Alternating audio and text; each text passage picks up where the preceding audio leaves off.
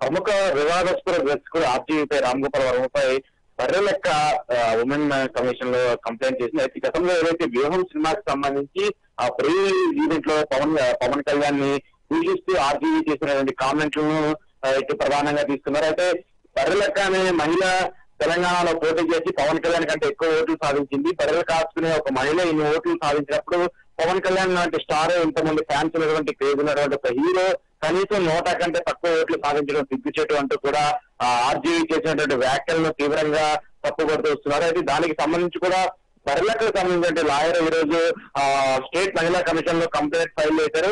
RGV చేసినటువంటి వ్యాఖ్యలు ఒక మహిళను కించపరిచే ఉన్నాయి. అంతేకాకుండా బర్రెలెక్క లాంటి ఒక మహిళ డైరెక్ట్ గా ఎన్నికల్లో పోటీ చేసినటువంటి తరుణంలో ఒక వేరే రాజకీయ పార్టీలకు సంబంధించి అలాగే వేరే వ్యక్తులకు సంబంధించి ఆమె కంపేర్ చేస్తూ మాట్లాడటం సరికాదంటూ కూడా బర్రెలెక్క తరఫున లాయర్ దీంట్లో కంప్లైంట్ చేశారు. సో ఇదే నేపథ్యంలో వ్యూహం సినిమాకి సంబంధించి కూడా ఇప్పటికే చాలా వివాదాలు నడుస్తున్నటువంటి నేపథ్యంలో ఆర్జీవీకి ఈ యొక్క ఇన్సిడెంట్ మళ్ళీ కొత్త తలనొప్పిగా మారిందనే చెప్పాలి. అంతేకాకుండా ఏదైతే బర్రెలెక్క గతంలో తెలంగాణ ఎన్నికల్లో పోటీ చేసి తనదైన శైలిలో సోషల్ మీడియాలో భారీగా ప్రచారం పొందింది. అంతేకాకుండా ఎన్నికల్లో కూడా కొల్లాపూర్ నియోజకవర్గంలో కొంత ఓట్ బ్యాంక్ కూడా సాధించింది. కానీ ప్రముఖ రాజకీయ పార్టీలకు మాత్రం ఇప్పుడు బర్రెలెక్క ఒక మెయిన్ అస్త్రంగా మారిందనే చెప్పాలి.